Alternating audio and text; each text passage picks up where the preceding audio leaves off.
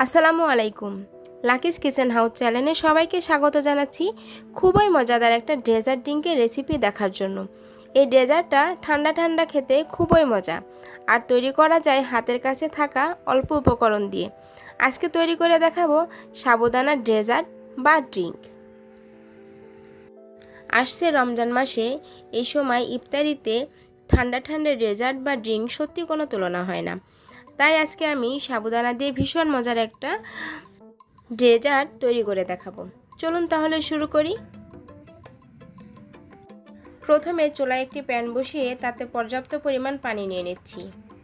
আমি আগে থেকেই 1 কাপ সাবুদানা ধুয়ে ভিজিয়ে রেখেছিলাম, সেটা এখন দিয়ে দেব পানিতে। সাবুদানাটা রান্না করে নিব সেদ্ধ হওয়া পর্যন্ত। খুব ভালোভাবে সেদ্ধ করে নিতে হবে। নেড়ে চেড়ে দিচ্ছি যেন নিচে থেকে লেগে না যায়। সাবুদানা যখন সেদ্ধ হয়ে আসবে তখন এটার পানির কালারটা চেঞ্জ হয়ে যাবে, পানিটা সাদা হয়ে যাবে, পানি পানি কালার হয়ে যাবে। সেদ্ধ হয়ে একদম মুক্ত দানার মতো দেখতে লাগবে, খুবই ভালো লাগে দেখতে সাবুদানাটা যখন সেদ্ধ হয়ে যায়।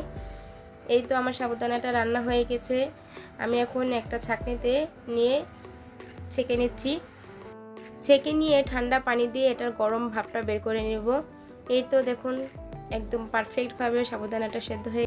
সাবুদানাটা আমি এখন এক সাইডে রেখে দিয়ে চুলায় আরেকটি পাত্র বসিয়ে দিলাম এবং পর্যাপ্ত পরিমাণ পানি নিয়ে নিয়েছি। পানিটা যখন গরম হয়ে আসবে তখন আমি দিয়ে দিচ্ছি 1 প্যাকেট কোকোনাট স্টিক নুডলসটা সেদ্ধ করে নিতে হবে। আমার নুডলসটা প্রায় সেদ্ধ হয়ে যাচ্ছে। এই তো নুডলস সেদ্ধ হয়ে গেছে। আমি এখন নুডলসটা ছেঁকে পানি দিয়ে একটু ধুয়ে নিয়েছি, গরম ভাবটা বের করে দিয়েছি। এখন চুলার একটি পাত্র বসিয়ে তাতে দিয়ে দিচ্ছি 3 কাপ পরিমাণ লিকুইড দুধ এবং 1/2 কাপ পরিমাণ পাউডার মিল্ক।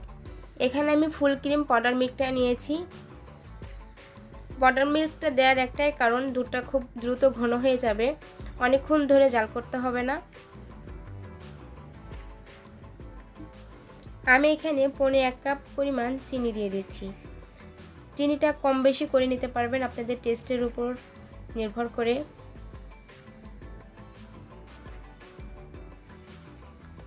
এবং দিয়ে দিচ্ছি আগে থেকে সেদ্ধ করে রাখা সাবুদানা।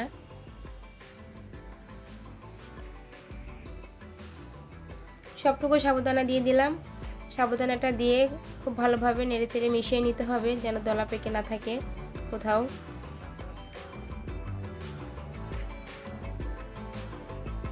পনেরো মিনিটের মতো আমি সাবুদানার এই মিশ্রণটি জাল করে নিয়েছি। একটু নেড়েচেড়ে দিচ্ছি যেন নিচে থেকে লেগে না যায়। যখন সাবুদানার ঘনত্বটা ঠিক এই রকম হবে আমি পর্যায়ে এটা নামিয়ে রাখবো। নামিয়ে ঠান্ডা করে নর্মাল ফ্রিজে 2 ঘন্টার জন্য রেখে দিব। এখানে আমি আমার পছন্দ মতো কিছু ফল নিয়ে নিয়েছি। আপনারা আপনাদের পছন্দ মতো ফল নিতে পারবেন। ফলগুলোকে আমি ছোট ছোট টুকরো করে কেটে নিয়েছি। আমি এখানে কলা, বেদানা, আঙুর ও অ্যাপেল নিয়ে নিয়েছি। আমি ফ্রিজ থেকে সাবুদানার মিশ্রণটি বের করে নিয়েছি এবং এখানে নিয়ে নিয়েছি নুডলস। আর আমি এখানে আইসক্রিম নিয়ে নিয়েছি। এখানে ভ্যানিলা ফ্লেভারের আইসক্রিমটা আমি নিয়েছি। আপনারা আপনাদের পছন্দ মতো যে কোনো ফ্লেভারের আইসক্রিমটা এখানে ব্যবহার করতে পারবেন। সাবুদানার মিশ্রণের মধ্যে আমি এখন আগে থেকে সেদ্ধ করে রাখা নুডলস দিয়ে দিচ্ছি।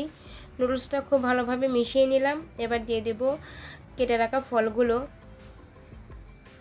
আপনারা আপনাদের পছন্দ মতো ফল এখানে কম বেশি অ্যাড করে নিতে পারবেন। যেটা আপনার বেশি ভালো লাগবে সেটা বেশি দিয়ে কম বেশি করে মিশিয়ে নিতে পারবেন। যারা বেশি ঠান্ডা খেতে পছন্দ করেন তারা এই পর্যায়ে এখানে আইস দিতে পারবেন। ফলগুলো দিয়ে দেওয়ার পরে এখন দিয়ে দিব আইসক্রিম।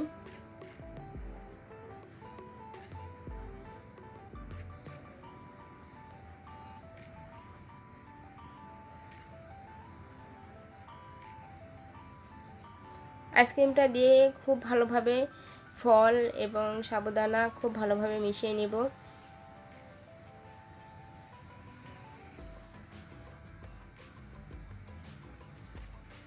আমার বাটিটা খুব ছোট হয়ে গেছে, আপনারা যখন এটা করবেন তখন মিক্সিং বলটা একটু বড় নিয়ে নেবেন। এই তো আমার সাবুদানার মিশ্রণটি একদম কমপ্লিট। ঠান্ডা ঠান্ডা ডেজার্ট, খুবই মজা। বাসায় ট্রাই করবেন, ট্রাই করলেই বুঝতে পারবেন এটা কতটা মজা এবং সুস্বাদু। বাসায় ট্রাই করে আপনাদেরটা কেমন হলো অবশ্যই কমেন্ট করে আমাকে জানাবেন।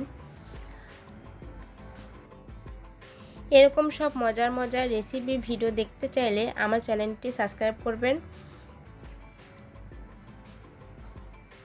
ভিডিওটি ভালো লাগলে অবশ্যই লাইক দিবেন, কমেন্ট করবেন, ফ্রেন্ড এবং ফ্যামিলির সাথে শেয়ার করবেন। আল্লাহ হাফেজ।